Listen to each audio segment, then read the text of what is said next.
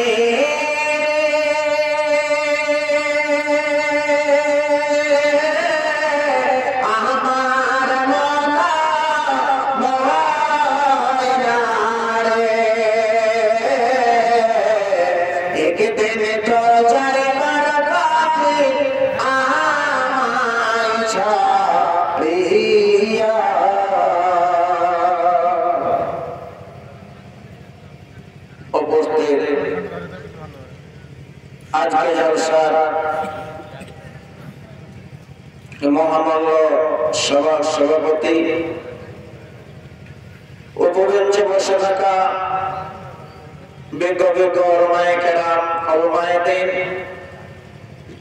সামনে বসে থাকা দিন দরদি ফরজগারে মুত্তাকি মুমিন মুসলমান ভাই সকল এবং পর্দার আড়াল ওহলা সরলা মা ও খালাপন বন্দানেরা, সর্বপ্রথম সে মহান করুণাময় আল্লাহ তাবারক ওয়া তাআলার কৃতজ্ঞতা জ্ঞাপন করে যে আল্লাহ রাব্বুল আলামিন এই ঠান্ডা রাত্রে এই ঘুমকে হারাম করে একমাত্র কোরআন হাদিসের জায়গাতে মাদ্রাসা মসজিদের উন্নতি কল্পের জালসায় বসে হাদিস ও কোরআন শোনার সুযোগ পেয়েছি। একমাত্র ক্ষমতা ও শক্তি আল্লাহ, যে আল্লাহ রাব্বুল আলামিন যাদেরকে সুযোগ দিয়েছেন, তৌফিক দান করেছেন, তারা বসে আছেন। যারা আল্লাহর তৌফিক পায়নি, হেদায়েত পায়নি, তারা বাড়িতে ঘুমিয়ে আছে। একমাত্র ক্ষমতা আল্লাহ, সে আল্লাহ রাব্বুল আলামিনের কৃতজ্ঞতা জ্ঞাপন করি। সকলে অন্তর থেকে জবান খুলে মহব্বতের সাথে বলি আলহামদুলিল্লাহ। ওরে ভাই আলহামদুলিল্লাহ। তারপর তার প্রিয় নবী আকা নামদার তাইবারে মদিনা মা আমিনাল্লাহর মুরুতুল ইয়াতীমের বন্ধু গরিবের সাথে দয়ারে কান্ডারে মানবের শ্রেষ্ঠ মনি আব্দুল্লাহর সন্তান মা আমিনার কলিজার টুকরা জনাবে মুহাম্মদ রাসূলুল্লাহ সাল্লাল্লাহু আলাইহি ওয়াসাল্লামের প্রতি অগণিত সালাম আলাইকুল্লাহ হয়। আল্লাহুম্মা সাল্লি আলাইহি আল্লাহুম্মা বারিক আলাইহি। আমার সভাপতি সাহেব আপনি মাফ করবেন, নানাজান যারা ওইদিকে বসে আছেন অনেক দূরে, ওই গোমান স্টেশনের পাশে, একটা কথা বলবো, আমি একটা আপনাকে মেহমান, আর মেহমানের শ্রদ্ধা করতে হবে, ইজ্জত করতে হবে, সম্মান করতে হবে। আপনাকে বলে পালায়েন না, পালিয়ে গেলে এটা কিন্তু মনে দুঃখ পাবো আমি। একটু এসে এগিয়ে বসে একটু এগিয়ে আসেন পিছন দিকে। নানা যান আপনাকে বলছি যারা এদিকে আছেন একটু আসেন সামনের দিকে। সামনের দিকে যদি আসেন থাকেন তো ভালো লাগবে কথা বলতে। আলহামদুলিল্লাহ মাশাআল্লাহ, এলাকার লোকজন খুব ভালো, আমার কথা রেখেছেন। নানা যান একটু যদি সিটে বসেন, ঠান্ডার মৌসুম, ঠান্ডাটা কম লাগবে। ভাইজান যা হোক, আজকে আমার বক্তব্য বিষয় বর্তমান যুগে, বর্তমান এই সমাজের ভিতরে বাচ্চার এমন একটা অসুখ, এমন একটা একটি বেমার এসে পড়েছে যে এই অসুখে এই বেমারে সবাই আক্রান্ত, এই বেমারে সবাই লিপ্ত। সেই বেমারটার নাম হলো কি? সেই বেমারটা হলো কি? বেমারটা হলো এই, অসুখটা হলো এই, মেয়ের বাবার কাছে জোর করে ছেলের বাবা বা ছেলে বিয়েতে পণ নেওয়া, পয়সা নেওয়া। আমি জানি না এই ঝাড়খণ্ডের মাটিতে হয় কি না বলতে পারবো না। হয় ভাইজান? মেয়ের বাবা ছেলের, এই ছেলের বাবা মেয়ের বাবার কাছে পয়সা নাই, গাড়ি নাই, নাই। আল্লাহ, এর মানে হলো এই ওষুধ সব জায়গায় মাটিতে, সব মনে করেন ভারতের মাটিতে ছড়িয়ে গেছে। বাবজা, এমন একটি ওষুধ, এমন একটি বেমার যে সমাজকে নষ্ট করে দিল।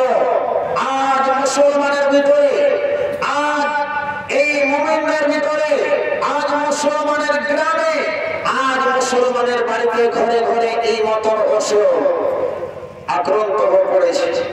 বাচ্চারা আমার, এই অসুখের ওষুধ কোন জায়গা থেকে পাওয়া যাবে? কোন জায়গা থেকে ওষুধ আমরা বের করবো? আসুন আল্লাহর পবিত্র কোরআনের দিকে, আসুন নবীর হাদিসে। নবীজি আমার বলছেন, আন-নিকাহু মিন সুন্নাত, বিবাহ করা তাহারা, এটা হলো আমার একটা সুন্নাত। ভালো। আর এই জিনিসটাকে যদি কেউ অপমান করে, অপমান করে দেয়, নবীজি আমার বললেন সে আমার উম্মত থেকে বের হয়ে গেল, সেটা আমার উম্মত নয়। ওই কাল কিয়ামতের মাঠে ওই লোকগুলো যখন এসে দাওয়া করবে, ওগো নবী মুহাম্মদ, আপনি হলেন শেষ নবী, আমরা হলাম আপনার উম্মত, সেই দিন তারাকে আমি ওই জায়গা থেকে বের করে দেওয়া, সরে যাও। ওরে দুনিয়ার মানুষেরা, তোমরা এমন একটা জিনিস এই আমার সুন্নাতের ভিতরে, যেটা আমার সুন্নাত থেকে কোনো প্রমাণ নাই, ওরে কোন নবী রাসূল পয়গম্বর থেকে নিয়ে, খোলাফায়ে রাশিদিন থেকে নিয়ে, হাদিস কোরআন থেকে যেটা প্রমাণ নাই, সেই জিনিসটা তোমরা এমন হয়ে লিপ্ত হয়ে দুনিয়াতে মাস্তান সেজে গিয়েছো। আল্লাহ আল্লাহ রাব্বুল আলামিন বলছেন, বিসমিল্লাহির রহমানির রহিম, ফানকিহু মা তাবা লাকুম মিনান নিসা। আল্লাহ রাব্বুল আলামিন বলেন, ও ঝাড়খণ্ডের মানুষ, একটু কর্ণপাত করে শোন। আল্লাহ রাব্বুল আলামিন বলেন, ও দুনিয়া জগতের মানুষেরা, তোমরা বিবাহ করো যে মেয়েটা তোমার জন্য পছন্দ, সুন্দর, যে মেয়েটা দেখতে ভালো, যে মেয়েটাকে তোমাকে পছন্দ হবে, ওই মেয়েটার সঙ্গে তুমি বিবাহ করো। বলা হলো না যে মেয়ের বাবা টাকা বেশি দিবে, যে মেয়ের বাবা গাড়ি দিবে, ওই মেয়েটাকে বিবাহ করো। সেটা নয়, যেটা চরিত্রবান মেয়ে, যেটা ভালো মেয়ে, আল্লাহ মেয়ে, আল্লাহ ভীত মেয়ে, যার চরিত্র ব্যবহার ভালো, যে মেয়েটা আপনার বাড়িতে এসে ফজরের নামাজের পর, ফজরের নামাজের টাকা আপনাকে জাগাবে, স্বামীকে জাগাবে, শাশুড়িকে জাগাবে, কোরআন তেলাওয়াত করবে, যে পর্দানাশীল হয়ে জীবনটাকে গত করবে, কাটাবে, এই মতন মেয়েকে খুঁজে তোমরা বাড়িতে বউ করে নিয়ে এসো, তোমরা বিয়ে করো। কিন্তু সেটা কথা বলা হলো না যার বাবা বেশি টাকা পয়সা দেবে, গাড়ি দিতে পারবে, সেটা কথা। বাচ্চারা আমার, আজ আমরা মুসলমান, আমরা সমাজ, আমরা মুসলমান, কেমন করে আমরা বাঁচবো? কেউ যদি বেটার বিয়েতে না হলে পারে, পোতার বিয়ে, পোতার বিয়েতে যদি না হলে পারে লাতের বিয়ে, কিন্তু আছেই আছেই আছে, আছেই।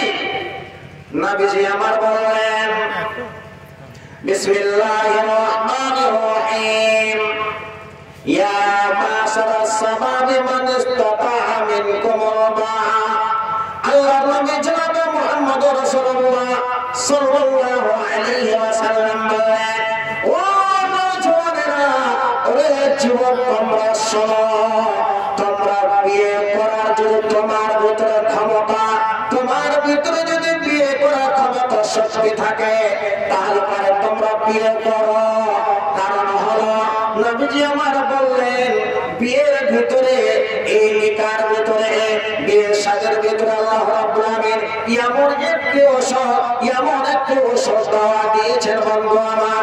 নবী আমার বললেন, ফাইন্নাহু আগাতুল বাসার, বিয়ে করার পরে ওই ছেলেটা চুলমান হবে না, এদিকে ওদিকে দেখবে না, নিজের চক্ষু দুটো নিচে করে চলবে, ওয়া আহসানুল ফাজা, এবং নিজের লজ্জার স্থানে নিজের হেফাজত করবে। বিয়ে করো, যদি তোমার ভিতরে ক্ষমতা শক্তি থাকে, মেয়েটাকে খেতে দিতে হবে। যখনই কবুল করা হয়ে গেল, তখন থেকে নিয়ে যতদিন পর্যন্ত আপনার বাড়িতে থাকবে, ততদিন পর্যন্ত ওকে খাবার থেকে নিয়ে, কাপড় থেকে নিয়ে, পরিধান থেকে নিয়ে ইত্যাদি ইত্যাদি ব্যবস্থা আপনাকে করতে হবে। সেটা কথা বলতে হবে না, এই বাবার বাড়ি যা, সাপের কাঠ নিয়ে আয়, মার পরে শোকেশ গোদরেজ নিয়ে আয়, এই নিয়ে আয়, ওই নিয়ে আয়। আল্লাহ রে আল্লাহ, বাচ্চা আমার সমাজ কেমন করে বাঁচবে? আর ইসলাম, আমার যোগ্য যোগ্য আলেম বসে আছেন, জিজ্ঞেস করেন, এই ইসলামকে রাজ করার জন্য, এই ইসলামকে পৃথিবীতে টিকার জন্য, এই কোরআনকে রক্ষা করার জন্য, বাচ্চারা আমার, আপনার মতন নওজওয়ানেরা, আমার মতন জোয়ান লোকেরা, যুবকেরা নিজের গলাকে কেটে সেই যুদ্ধ ময়দানে রক্তক্ষরণকে বইয়ে দিয়েছেন পানির মতন করে, যারা নিজের ছেলেকে এতিম করে দিয়েছে, যারা নিজের স্ত্রীকে ছেড়ে দিয়ে একমাত্র নবীর কথাতে লাব্বাইক বলেছে, সেই নবীর বাড়িতে আজকে আমরা কোন জায়গাতে রেখে দিলাম? বিয়ে করবে ছেলে, বাড়িতে যুবক হয়েছে, বউ দেখতে গিয়েছে, বউ দেখতে গিয়েছে, ভাইজান এমন একটা ছেলেকে ঘুরে খুঁজে বের করবে, আল্লাহ যে নিজের নামটা ভালো করে পড়তে জানে না, আর দেখতে গেছে, ছেলে দেখতে গেছে, আর ছেলে দেখতে যাওয়ার পরে ওকে বলছে ফকিরের দোয়াটা বলো তো। ফকিরের দোয়া, কালেমায়ে শাহাদাত। এই সমাজের ফকির কথা বলছি, সমাজের লোকের কথা বলছি, এই কালেমায়ে শাহাদাতটা কি ফকিরের দোয়া? বলেন আপনারা, ফকিরের দোয়া। ইসলামের স্তম্ভ হলো 5টা, তার ভিতরে প্রথম যেটা হলো সেটা হলো কালেমায়ে শাহাদাত, আর এটা হলো ফকিরের দোয়া। জিজ্ঞেস করছে সূরা ফাতিহা, আগে আগে হলো সূরা ফাতিহা জিজ্ঞেস করা হতো, নাই, কোন রকম করে ছেলেটা দেখা হলো, কত টাকা নেবে? 1,70,000 টাকা। 1,70,000 টাকা। ছেলেটা নিজের সঠিকভাবে নামটা বলতে করবে না, জোগাড়ের কাজ করে, তার বিবাহ হচ্ছে 1,70,000 টাকার ডিমে।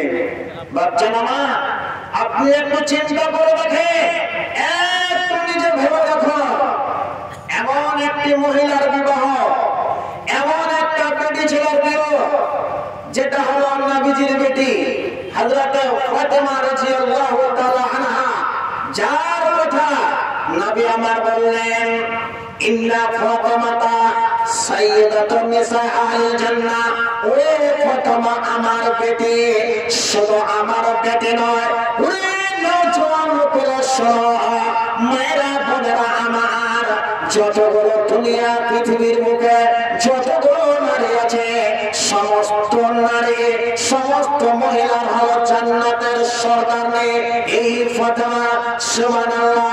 যখন ফাতেমার বিবাহ হযরত আলীর সঙ্গে, হযরত আলী হলো নবীজির চাচাতো ভাই, নবীজি আমার হযরত আলীকে ডেকে বলছেন, ও হযরত আলী, তোমাকে আমি আর একটু আমার পার্শ্ব করব, আর একটু আমি কিছু পার্শ্ব করব।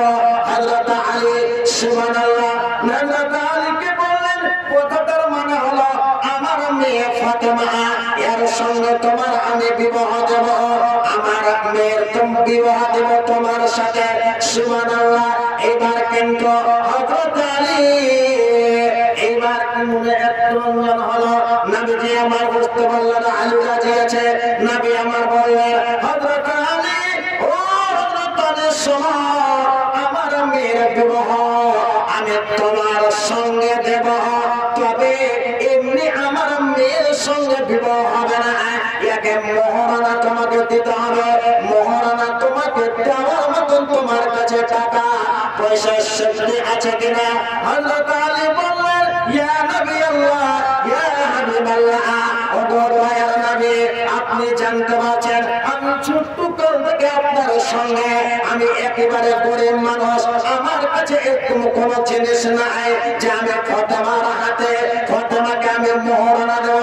নবী আমার বললেন ও আলী, তাহলে তোমার কাছে একটা জিনিস আছে, ওই জিনিসটা হলো এই, তোমার একটা ছোট প্রান্তরে যাওয়ার একটা জেলা আছে, ওই জেলাটা কোথায় নিয়ে এসো, ওইটা তুমি ফাতেমাকে দিয়ে দাও, এটা মোহরানা রূপে, আর দিয়ে তুমি তার সঙ্গে আমি বিবাহ করিয়ে দেব।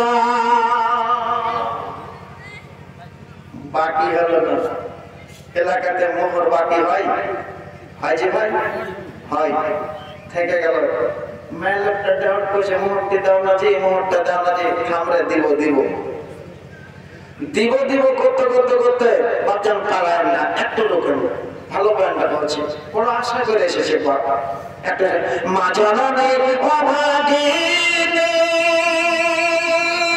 সন্তানের মায়া মনে রে, সবার পায়ের তলে বেহেশতের ঠিকানা, এমন মায়ের মনে কেহ দুঃখ দিও না, এমন মায়ের মনে কেহ দুঃখ দিও না।